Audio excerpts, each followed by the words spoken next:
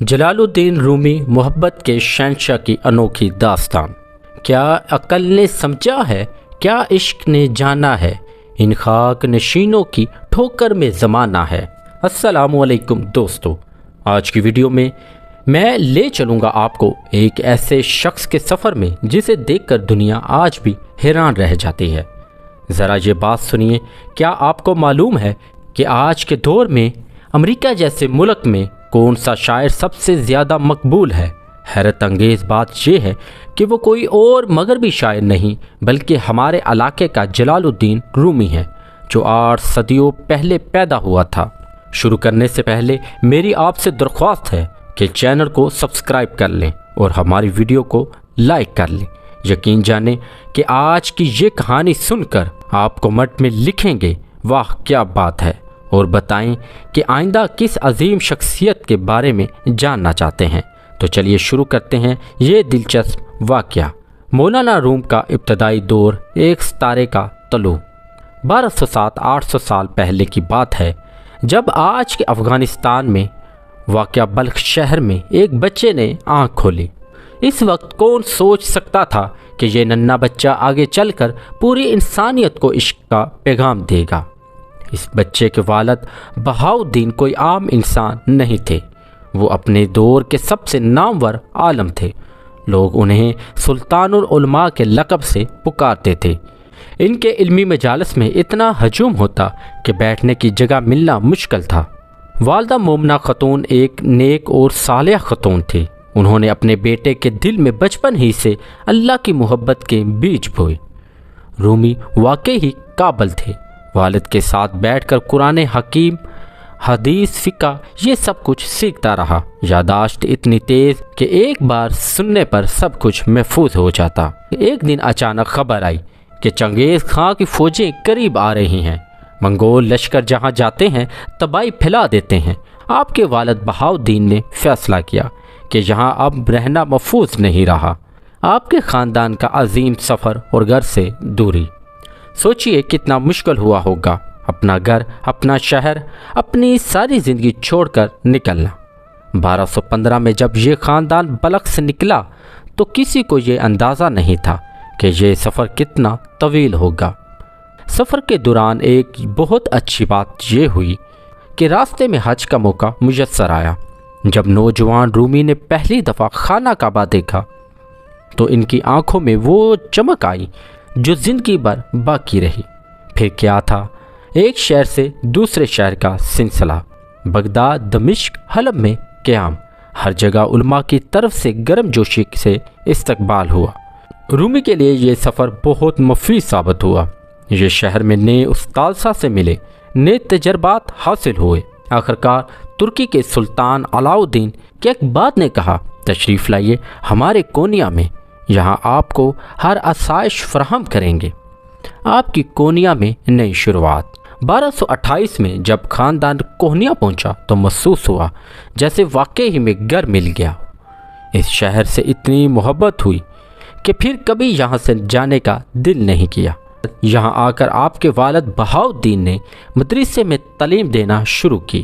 روزانہ سینکڑوں لوگ ان کے درس میں حاضر ہوتے۔ رومی کے لیے یہ زمانہ بہت اچھا تھا۔ گھر میں علمی گفتگو، مدرسے میں تعلیم، چاروں طرف دینی ماحول، یہ سب چیزیں ان کی شخصیت سازی میں مدد کر رہی تھیں۔ دن بہ دن رومی کا علم بڑھتا گیا، فقہ میں ماہر، حدیث کے جاننے والے، تفسیر کے عالم۔ والد محترم کو اپنے بیٹے پر فخر تھا۔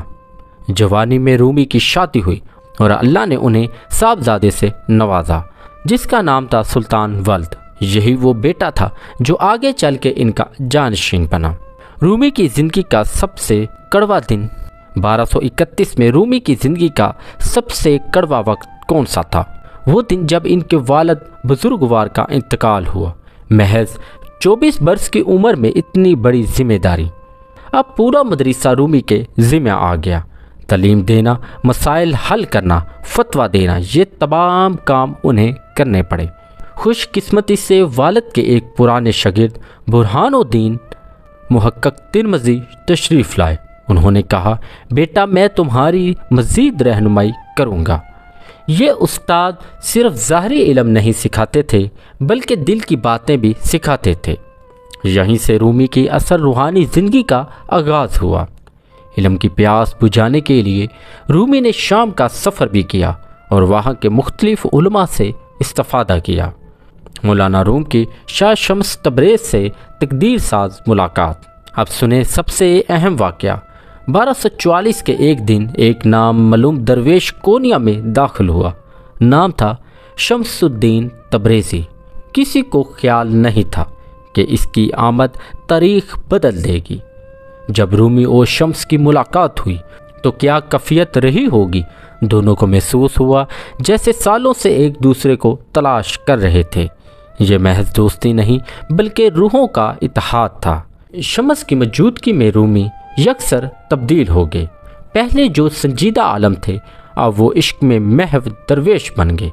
دن رات شمس کے ساتھ گزارتے، گہری باتیں کرتے، لیکن یہاں ایک پیچیدگی پیدا ہوئی۔ رومی کے پرانے شاگردوں کو لگا کہ یہ شمس کیا چیز ہے جو ہمارے استاد کو ہم سے دور کر رہا ہے۔ ان میں حسد پیدا ہونا شروع ہوا۔ اور پھر وہ دن آیا جب شمس یکدم لاپتہ ہو گئے۔ کسی کو معلوم نہیں ہوا کہ کہاں چلے گئے۔ رومی کی کیا کیفیت تھی؟ دن رات بے قرار، کھانا پینا ترک، مولانا روم پر جدائی کا عذاب۔ رومی نے ہر طرف پیغام بھیجے کہ شمس کو تلاش کر لایا جائے۔ آخر میں ان کے بیٹے سلطان ولد کو شام روانہ کرنا پڑا۔ اللہ کا شکر ہے سلطان ولد شمس کو لے کر واپس تشریف لائے۔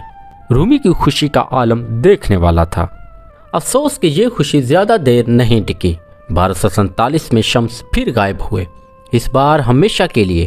کہا جاتا ہے کہ کچھ حاسد شاگردوں نے یہ بات دل دکھاتی تھی۔ شمس تبریز کے غم میں شاعری کا آغاز۔ اس غم نے رومی کو کیا بنایا؟ شاعر درد کی شدت نے انہیں شاعر بنایا۔ دل کے احوال شعروں میں بیان کرنے لگے۔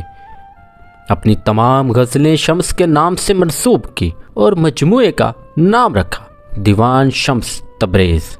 غم نے رومی کو عظیم شاعر بنایا۔ ان کی فارسی شاعری نے پورے ادبی جہاں میں ہلچل مچا دی۔ رومی کی شاعری کا اصل موضوع کیا تھا؟ محبت۔ لیکن کیسی محبت؟ وہ محبت جو انسان کو خالق سے جوڑ دے۔ رومی کا سماع اور رقص کا آغاز۔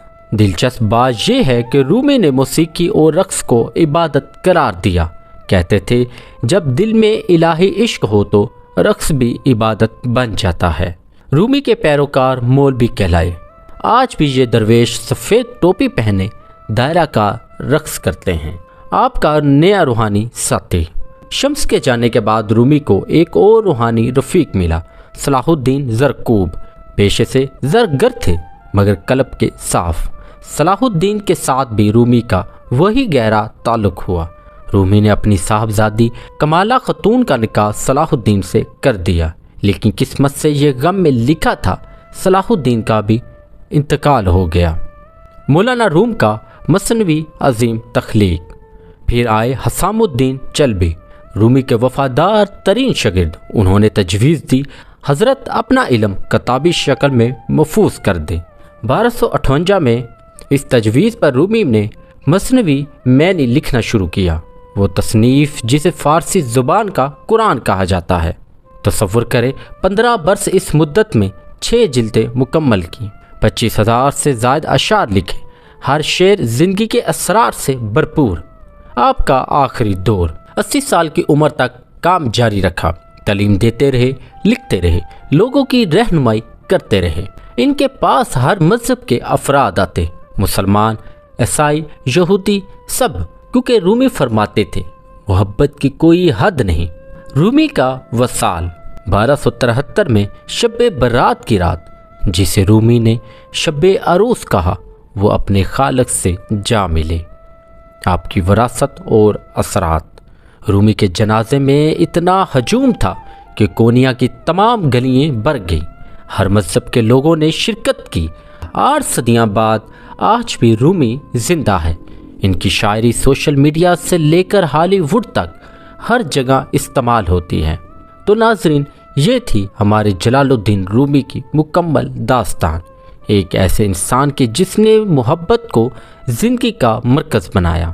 تو ناظرین، اگر یہ کہانی پسند آئی ہو تو ویڈیو کو لائک کریں اور دوستوں کے ساتھ شیئر کریں، اور کمنٹس میں یہ ضرور بتائیں کہ رومی کا کون سا پیغام آپ کو متاثر کرتا ہے، اور آئندہ کے لیے آپ کی رائے اگلی ویڈیو کس موضوع پر بنائی جائے۔ علامہ اقبال یا حافظ شیرازی، سعدی شیرازی یا فرید الدین عطار، ابن العربی یا امام غزالی، آپ کی رائے اہم ہے، اور کوئی نام ذہن میں آئے تو وہ بھی لکھ دیں۔ سبسکرائب کرنا نہ بھولیں، ایسی زبردست کہانیاں لے کر آتے رہیں گے۔ اس کے ساتھ ہی مجھے اجازت دیں، اللہ حافظ۔